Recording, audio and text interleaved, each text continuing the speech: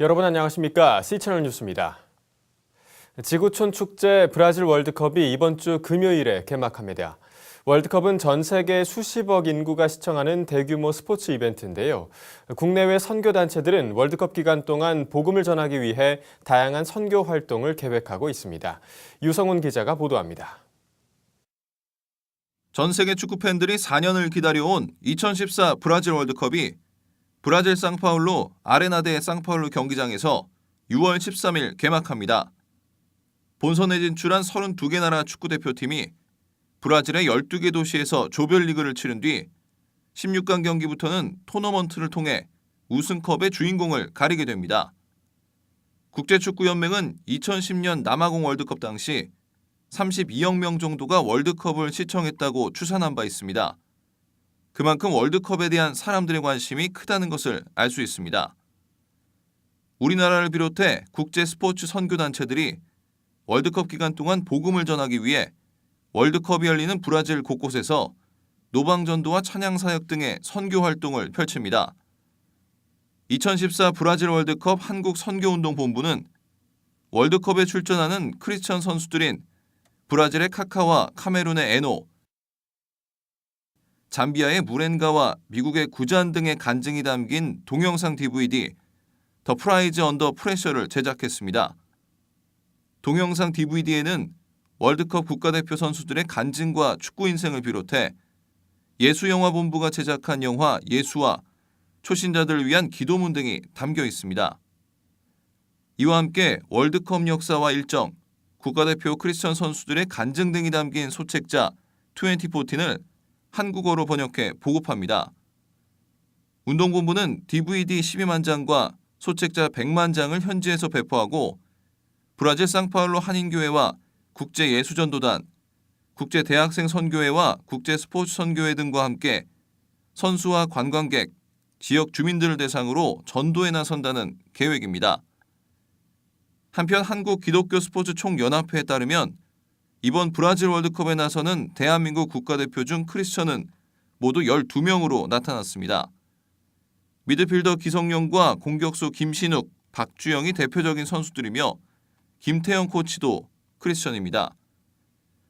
크리스찬 선수들을 통해 하나님의 영광이 나타나고 수많은 사람들이 복음을 접하는 2014 브라질 월드컵이 되길 기대해봅니다.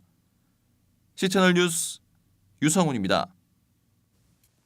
지난해 10월 화재로 전소됐던 사단법인 지구촌 사랑나눔 이주민 무료급식소가 복구 공사를 마치고 지난 10일 개소했습니다. 지구촌 사랑나눔 대표 김혜성 목사는 개소식에서 약 3억 원에 달하는 복구 비용을 마련하는 데 어려움이 많았지만 사정을 접한 단체들과 개인 후원자들이 함께 성금을 모아줬다며 모인 성금으로 지난 3월부터 리모델링 공사를 진행했다고 설명했습니다. 급식소에는 리모델링 과정을 거쳐 전보다 청결하고 편리한 주방시설이 설치됐으며 입구에는 이주민이나 방문객들이 담소를 나눌 수 있게 하기 위해 작은 카페가 신설됐습니다. 김혜성 목사는 지난 10월 급식소의 방화를 저지른 중국 동포 노동자 김모 씨에 대해 처음에는 용서하기 어려웠지만 주님께서 용서하게 하셨다며 이후 김 씨의 장례 비용을 지원하고 김 씨 자녀들의 생활비 일부를 지원하는 결단을 했다고 밝혔습니다. 한편 지구촌 사랑나눔 이주민 무료급식소는 지난해 10월 정신 이상 증세를 보인 중국 동포 김모 씨의 방화로 전소된 바 있으며 이로 인해 이주민에 대한 급식 사업이 전면 중단된 바 있습니다. 세월호 침몰 사고가 발생한 지 2개월이 가까워진 현재 여전히 찾지 못한 실종자들이 남아있는 가운데 한국교회 교단장협의회가 세월호 참사의 진상규명과 대책 수립을 촉구하는 긴급 제안 서한을 정부와 각 정당에 전달했습니다. 한국교회 교단장협의회는 지난 9일 긴급 회동을 갖고 세월호 참사 진상규명을 위한 특별법 제정을 거듭 촉구하는 서한에 합의하고 서명했습니다. 협의회는 서한에서 세월호 참사는 인간의 탐욕에서 비롯된 우리 사회 온갖 비리와 부정의 총화이며 생명보다 물질을 중시하며 국민의 안전을 소홀히 한 인재가 아닐 수 없다고 비판했습니다. 협의회는 또 우리 모두가 이번 세월호 참사에서 엄중한 책임을 피할 수 없다며 당리 당략을 떠나 철저한 진상 규명에 혼신을 기울여 줄 것을 정부와 국회에 촉구했습니다. 이와 함께 유병언 특별법을 포함한 세월호 관련 특별법 제정과 이단 사이비 집단 규제를 위한 컨소시엄 구성, 국가 안전 시스템 구축, 희생자 가족과 생존자들의 회복과 치유를 위한 전폭적인 지원을 정부와 국회에 요구했습니다. 한편 한국교회 교단장 협의회에는 기독교대한감리회 전용재 감독회장과 기독교대한 성결교회 이신웅 총회장, 기독교 한국침례회 김대현 총회장, 예장통합 김동엽 총회장, 그리고 예장합동 안명환 총회장이 참여하고 있습니다. 매년 여름이면 찾아오는 전력난, 해결책은 없는 걸까요? 기독교 환경운동연대가 교회와 가정에서 에너지 절약을 실천할 수 있는 방법을 소개했습니다. 최은원 기자가 보도합니다. 여름철 에너지 사용량이 급증할 것으로 예상되는 가운데 기독교계가 에너지 절약 실천운동에 동참하고 있습니다. 기독교 윤리 실천운동은 에어컨 끄기, 계단 이용하기 등 생활 속에서 에너지를 절약할 수 있는 자발적 불편운동을 전개하고 있습니다. 기독교 환경운동연대도 매년 전력량 10% 줄이기를 목표로 교회와 가정에서 에너지를 아낄 수 있는 방안들을 소개하며 지역교회들의 활발한 참여를 독려하고 있습니다. 기독교 환경운동연대 유미호 책임연구원을 만나 교회에서 실천할 수 있는 에너지 절약 방안에 대해 이야기를 들어봤습니다. 유 책임연구원은 먼저 매년 되풀이되는 우리나라의 전력난의 원인으로 지나친 에너지 사용량을 꼽았습니다. 전력 피크에 대한 염려 속에 여름 겨울에 매번 반복되는 그런 염려 속에서 많은 어떤 절약을 이제 시 차원에서나 정부 차원의 절약을 요청하는 일들이 많은데 이 부분은 오히려 전력의 부족 문제라기보다는 전력 사용량이 많기 때문에 이게 생산량이 적기 때문이라기보다는 전력 사용량이 많기 때문에 벌어지는 일이라고 생각합니다. 현재 우리나라 1인당 사용량들이 잘 산다고 하는 그런 나라들이 사용하는 양보다 많다고 하는 데이터들을 볼 수 있는데요. 이런 것들을 봤을 때 정확한 수요 예측을 통해서 지금도 부족하기 때문에 정부에서는 국가에너지계획을 수립하는 데 있어서 더 많은 발전소를 짓겠다고 하는 그런 계획을 수립 중에 있는데 오히려 정확한 수요, 정확한 필요량들을 좀 예측해서 계획을 수립하고 시행해 가는 것이 필요하지 않을까 이런 생각을 해봅니다. 에너지 절약을 위해서는 철저한 수요 예측으로 에너지 사용에 대한 계획을 세우는 것이 선행돼야 할 것으로 보입니다. 유책임연구원은 또한 교회와 성도들이 참여할 수 있는 에너지 전략 캠페인 절전소 운동에 대해 소개했습니다. 지난 몇 년간 진행했던 교회 전기 사용량 10% 줄이기 운동이라든가 또 교회 절전소 세우기 운동들을 진행을 하고 있습니다. 이미 여러 교회들이 참여해서 10% 이상 줄인 결과들도 냈었고요. 또 절전소라고 하는 것은 이제 개인이 절약하는 것으로 만족하는 것이 아니라 교회 안에서 구역이 함께 절약한 내용들을 함께 모으고 또 그것을 교회에서 다 종합하고 마을이 함께 절약하도록 해서 그 절약한 만큼 하나로 모으면 하나의 발전소가 될 수 있다고 하기 때문에 그 절전소로 세워서 하나님의 창조 세계를 보존하는 일들로 권면을 하고 있습니다. 사용하지 않은 가전제품의 플러그 뽑기, 멀티탭 사용하기 등 작은 실천으로도 한 달 평균 10%의 전기 에너지를 절약할 수 있습니다. 내가 쓰지 않고 있는 전기 제품에 플러그를 뽑는 일 했으면 좋겠습니다. 그냥 꽂혀 있는 경우 전기가 계속 소모되고 있는 것이기 때문에 코드를 뽑되 불편하다면 멀티탭을 설치해서 개별 스위치가 있는 걸 설치해서 사용하지 않는 것에 스위치를 끄는 일들 했으면 좋겠고요. 또 이게 대기 전력이 있지 않은 예를 들면 세탁기나 정수기나 또는 그 셋톱 박스나 이런 것들 그리고 온수기, 냉온수기 이런 경우들 그리고 전기밥솥 이런 것들이 계속 전기를 사용하고 있는 중이거든요. 그래서 이런 것들은 특별히 사용하는 시간대만 켜놓을 수 있는 그런 실천 필요하다고 싶습니다. 교회 차원에서 꾸준히 실천해야 하는 에너지 절약 방법도 제안됐습니다. 교회라면 예배 시간에 좀 여름철만큼은 좀 간편한 차림으로 시원한 차림의 옷들을 입고 와서 예배 시간만큼은 조금 그 온도를 더 정확하게 지켜낼 수 있었으면 좋겠고요. 그리고 예배가 끝나기 전에 한 20분 전, 30분 전에 미리 꺼서 그 공간에서 그냥 버려지는 또 에너지가 없도록 그렇게 실천하는 것들이 필요하다 싶습니다. 그리고 또 한 가지는 조명인데요. 교회 건물에서 사용되는 에너지에 있어서 많은 부분이 조명에 소비돼요. 특별히 예배당에 있어서 앞부분에 그 강대상 있는 그 부분에 사용되는 조명의 에너지 소비가 굉장히 많습니다. 그 공간 안에 너무 과다하게 조명이 설치되어 있다면 불필요한 등들을 몇 개 뽑는 것도 지혜롭다 할 수 있겠고요. 하지만 유책임 연구원은 무엇보다도 에너지 절약을 즐거운 마음으로 실천하길 당부했습니다.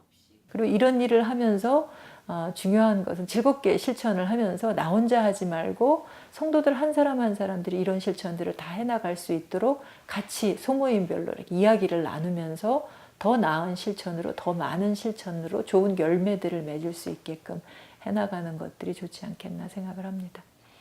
기독교 환경운동연대는 하나님의 아름다운 창조동산인 지구를 지키기 위해서 큰 것보다는 작은 것부터 바꿔나가자고 권면했습니다. 교회 에너지 10% 줄이기 캠페인, 우리나라 전력난을 해결하는 첫 걸음이 되길 기대해봅니다. C채널 뉴스 최은원입니다.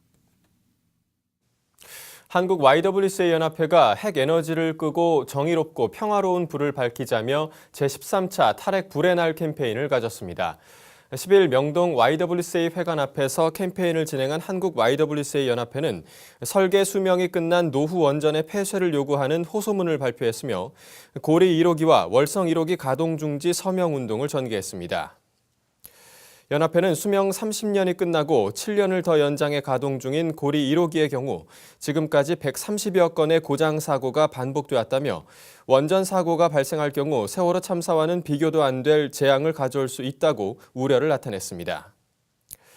또 독일은 후쿠시마 핵사고 이후 2022년까지 핵발전소를 모두 폐쇄하기로 했다며 2024년 핵 밀집도 세계 1위도 모자라 10개의 핵발전소를 추가로 건설하겠다는 정부의 계획은 국민의 생명을 위태롭게 할 수 있다고 주장했습니다.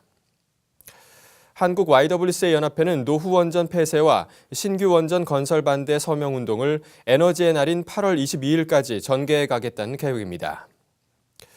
한편 연합회에 소속된 부천 YWCA는 전국 최초로 방사능으로부터 안전한 공공급식을 위한 지능형 조례를 제정한 바 있습니다.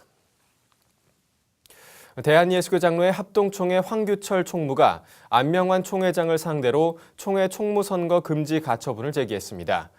황규철 총무는 지난 제96회 총회에서 총대들이 총무 임기를 기존 5년 단임에서 3년 1회 연임으로 개정한 과정에 문제가 있었다고 주장했습니다. 황 총무에 따르면 총회 규칙을 개정하려면 출석 회원 3분의 2 이상의 찬성이 필요함에도 불구하고 결의 당시 이런 조건이 충족되지 않아 총무 선거 관련 규칙 개정은 효력이 없다며 올해 총회에서 총무를 선출하는 것은 부당하다고 주장했습니다. 황 총무는 2011년 열린 제96회 총회에서 신임 총무로 당선될 당시 총무 임기 관련 내용이 포함된 각서에 서명한 바 있으며 이에 대해 선거 전 후보 자격 때문에 각서에 서명한 것이었다고 말했습니다. 황 총무의 총회 총무 선거 금지 가처분 제기 이후 예장합동총회는 지난 9일 황 총무의 소송에 대해 비공개 회의를 진행했으며 법적 대응 문제는 총회장에게 일임하기로 했습니다.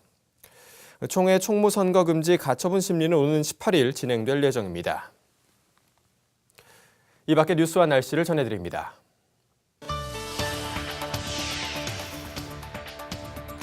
한남대학교와 사회복지법인 다일공동체가 업무 협약을 체결했습니다. 한남대와 다일공동체는 협약 체결 후 각종 교육과 긴급구호 활동에 서로의 인적, 물적 자원을 지원할 예정입니다. 이와 함께 한남대 학생들의 사회복지 실습을 위해서도 협력한다는 계획입니다. 한국영성예술협회 예술목회연구원이 오는 14일 성공회대학교에서 예술목회 포럼을 개최합니다.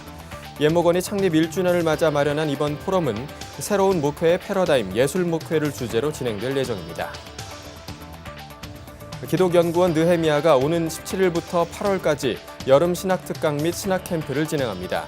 특강은 이재근 박사의 20세기 세계 복음주의 지형도 그리기와 전성민 교수의 윤리와 성경 내러티브가 진행됩니다.